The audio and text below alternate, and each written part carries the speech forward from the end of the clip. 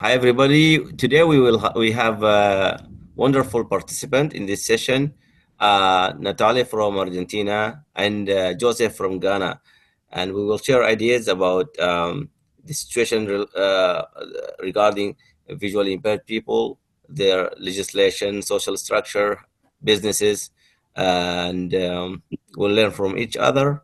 And let's start with a brief introduction, self-introduction. Yeah, we have wonderful participant, Joseph from Ghana.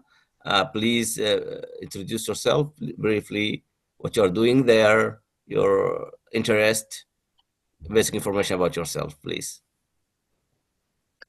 Thank you very much, Mohammed. My name is Joseph Sayena Susu. I come from Ghana. I'm 40 years old. And I work with the Ghana Blind Union in my capacity as the district president for the Medina district in England. In addition to that, I work officially as a registrar with the Greater Accra Regional House of Chiefs, which is more like a court for the traditional chiefs. So we are the administrative arm of the court, but it's a traditional court. And it mainly has to do with succession to different stools, traditional stools. And generally, I like innovations that have to do with things that can make lives of visually impaired people better. I'm married with 3 children. And so in a nutshell, that is my story. Okay. Thank you. Thank you very much, Joseph. Thank you. Can we move to Natalia? I hope that your connection is getting better. Natalia from Argentina. So, hello, Natalia and Donel. I am from Córdoba, Argentina. I'm 35 years old.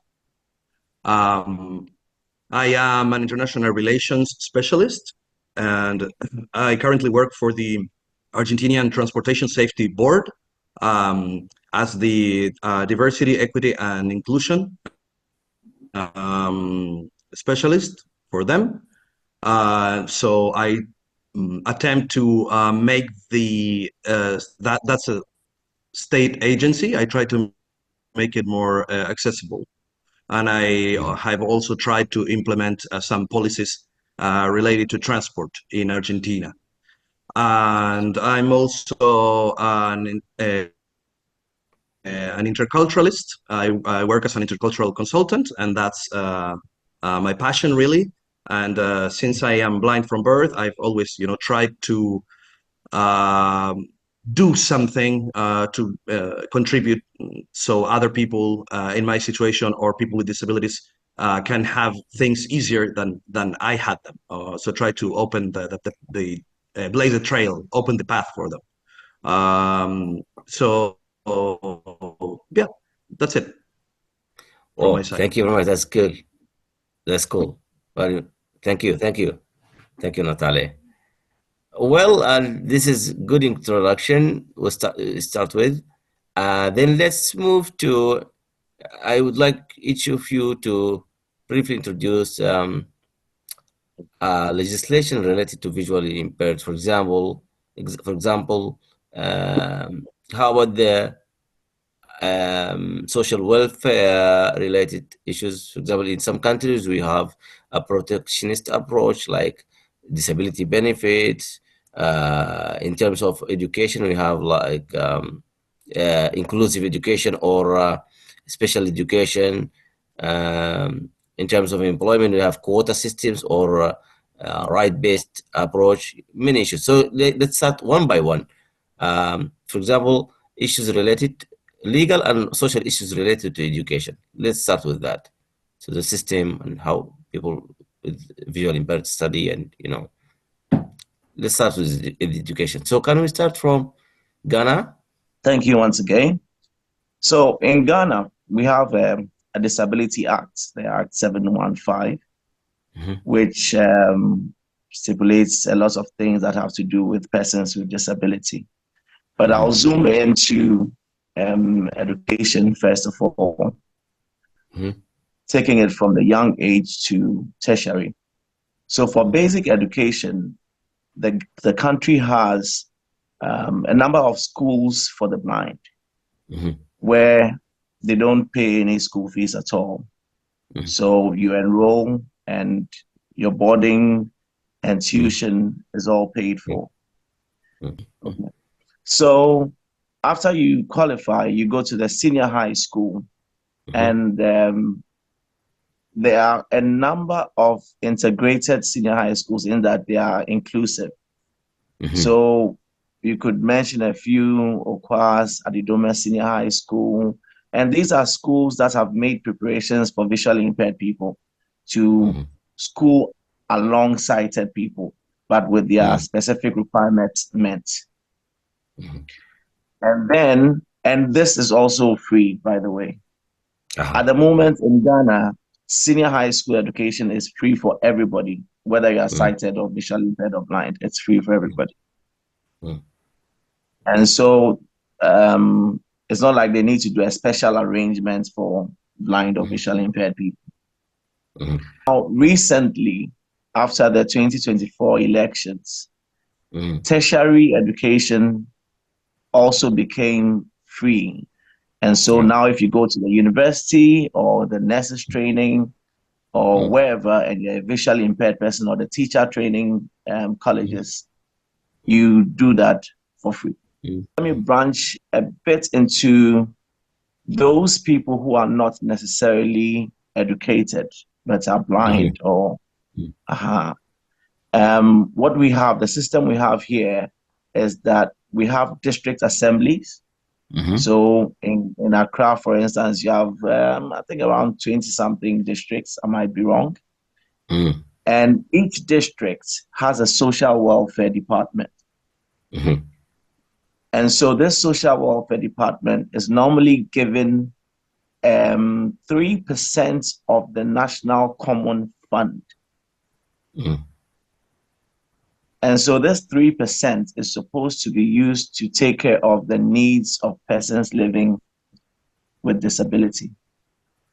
In the past, what they would do is they would give people physical cash to go and maybe make some livelihood out of it. But they realize people just take it. They don't really do any business or anything. And so now what they've decided to do is you apply, you bring in a proposal about a small business you want to do or something like that. And then once it's vetted,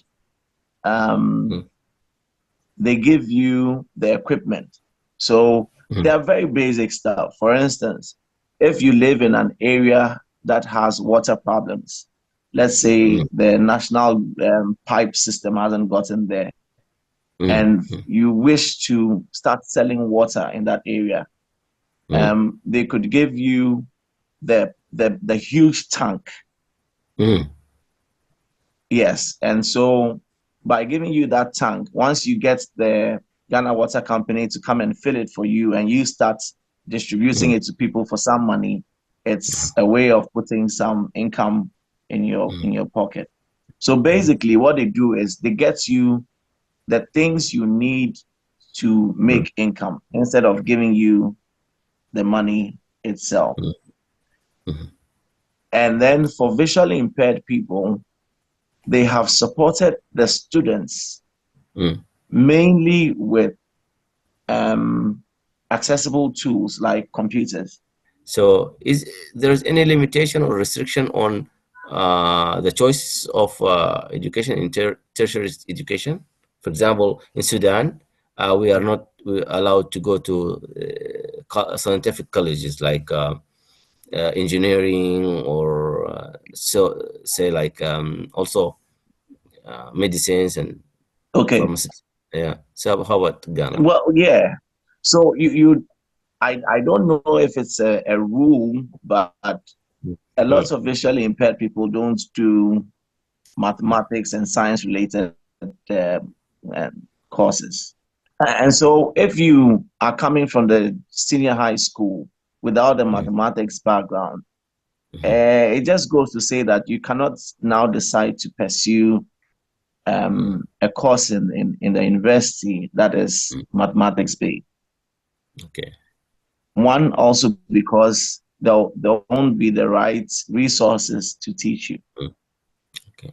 And so you realize that most visually impaired people who toe the educational line do what I may call the humanities, the arts. Yeah. Good. Thank you very much. It's so similar to the situation in Sudan. Have many lawyers and teachers, school teachers. Well, we want to elaborate on that, but let's move to Argentina first, to Natalie, to hear about education system and visual impairment. Could you please tell us about that? Yes, of course. So basically, for education in Argentina, education is free for all. You can attend public schools and universities for education as well. Regarding special, also in general in education, there are no restrictions for people with disabilities, at least in paper. Many people with disabilities, they may finish primary and secondary school, but most of them, they don't go to, not most of them, but many just don't pursue another instance of education. But there's nothing in principle preventing people from doing it. And for people who do, yes, they also tend to go to the social sciences. They work in, like as you said, in education. They are lawyers, they are teachers, they are language teachers, and you can see people in different areas, but it's mostly also things related to, yes, humanities. Thank you very much. Yeah, it seems so similar to Ghana and Sudan that, people, especially in the university education, people go to social sciences and lawyers. By the way, in Japan, it's very rare to have a blind or visually impaired lawyer. Okay, so you can go ahead to talk about the social structure, In Ghana, when you want to look at, I'll take a bit of a cue from what Natalie said in the end, that even though the opportunity is there to go to school, people go up to a certain level and they don't go any further. I would want to know from him what they end up doing, though, after my point, that the district assemblies have a common fund that they use to support those who don't go to school. It's really nothing so significant. And so, unfortunately, in Ghana, you have a lot of blind people standing by the roadside begging, in the traffic, yes. So you see them walking with someone, a guide, and anytime the traffic stops, you see some of them walk up to vehicles and ask for alms. So that is one negative thing that needs to be fixed. Now, recently, even with the more, should I call it, refined forms of transportation like Uber and Bolts, these are ride-hailing services. So it's quite convenient to sit in your home, use your phone, and then request a vehicle. A friend of mine who is a social worker last month requested for a ride. So my friend tells him, I am visually impaired, so can you just drive right up to the gate? And once the driver heard that he was visually impaired, the driver just canceled the ride and left. So you have some of this discrimination in there. And with regards to the issue I said about the blind friend and his experience, I am currently in talks with the leaders of that company.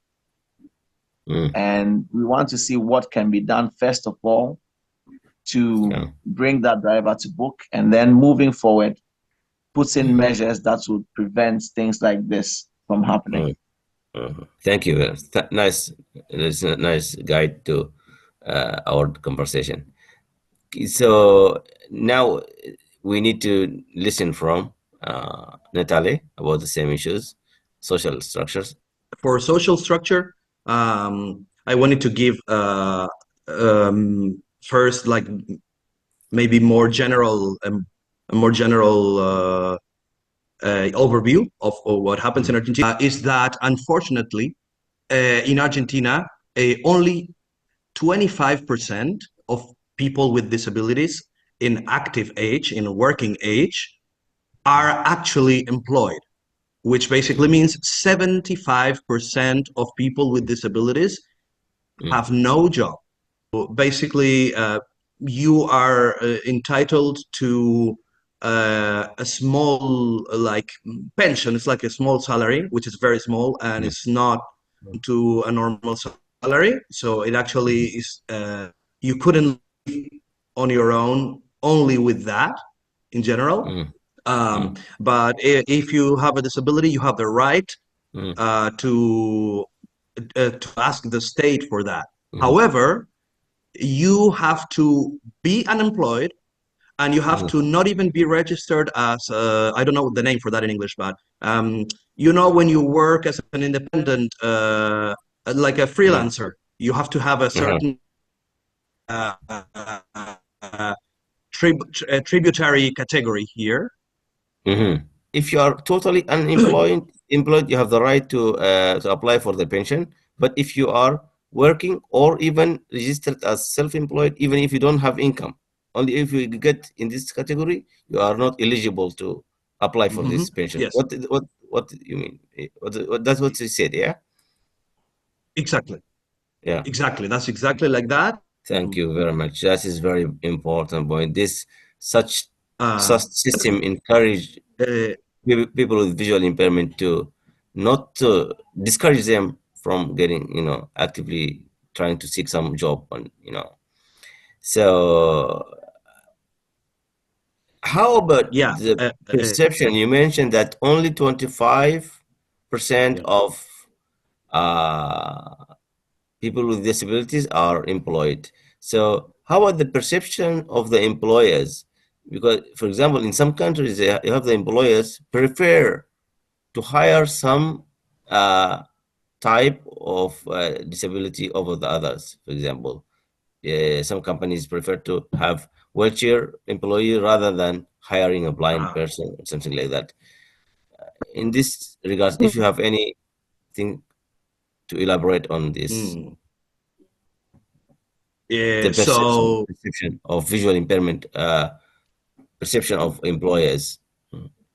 Yes. So unfortunately, that's what I was going also to talk about regarding social structure. There are a lot of prejudices and ignorance, and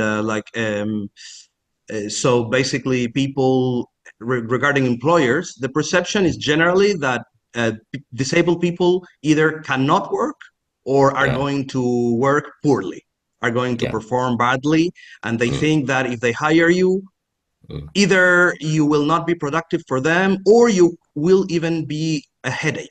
Like, oh, maybe we hire this person, but we have to adapt things for them, and I don't know what. So the perception is really very negative. And in terms of quota, for example, we have a quota that is demanding or the public sector to hire up to 4% of their personnel. That must be people with disabilities. But this is the law is in place, but it's absolutely not respected at all. So in Ghana, thank you, Natalie, for what you said. So in Ghana, the government is the largest employer of persons with disability. So it's basically about the same thing happening in Argentina. And in Parliament now, a bill has been laid for a 5% quota. So it's going through the process now in Parliament. We talked about social conception, the missing gap. Legislation are there, but unfortunately, social conception is hindering any improvement in the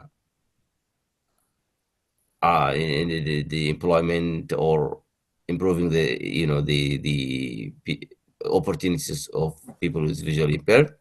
So I would like to ask how business or social business could contribute to improving this or resolving part of this situation, or filling the missing gap, or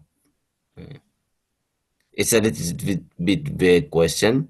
But for example, we can talk about the technology. Technology changed a lot, for example, visually impaired people after the corona, the COVID-19, the digital transformation is friendly to the people with visually impaired. We don't need to deal with hard copies, but still, freelances opportunity is also one of that. So how can business or the improvement, the evolution of the technology could help into addressing these problems? So one of the things I think business can do is to accept that, especially since the COVID, a lot has changed. Before, people didn't think it was possible to work from home. Yeah. And if a lot more businesses can allow visually impaired people to work using their computers from home, it will first of all limit the mobility problem.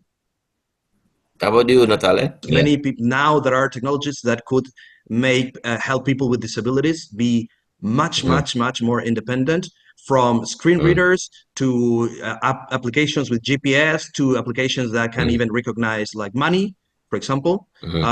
So many people now, that there are many resources that we didn't have in previous decades. But the thing is that the digital gap is still big. But for many people who go blind and they had their life, and they have to change their life because of this now, they don't know that these things are available. They don't know that, and they don't know how to use them.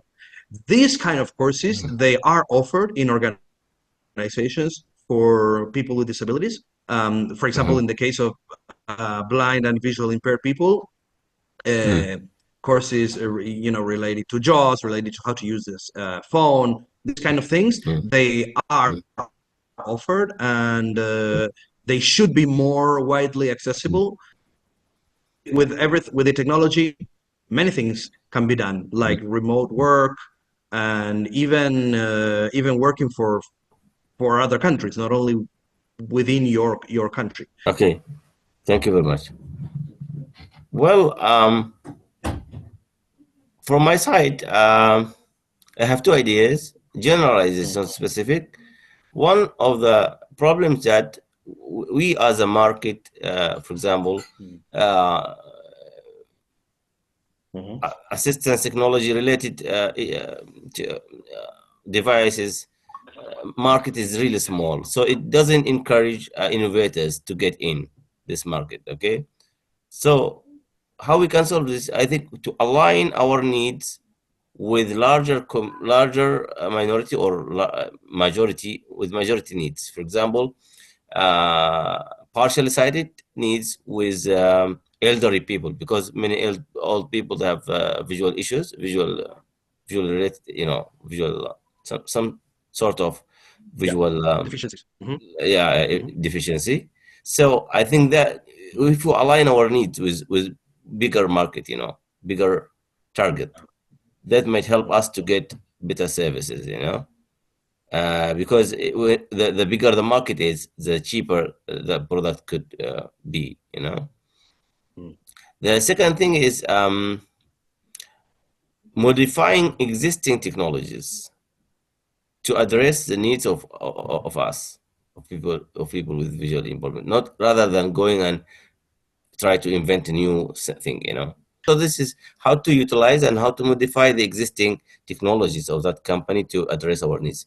It means how we consult, how we could tell the business community or the industries that you know, how our voices could reach to these people, you know, and how to consult is very important. I think also in this point, it's important to say that products, the businesses that develop products for people with disabilities, I think they should include them in the whole process, or have them test the different you know. Yes, exactly. Stages of the product, inclusive design and then the product is not useful. Inclusive design, and universal design. And universal design or universal accessibility also increases the market, because if you make something to being used for everyone, you can sell it to everyone. I'd like to thank Joseph and Natalie for sharing their experience, their insights.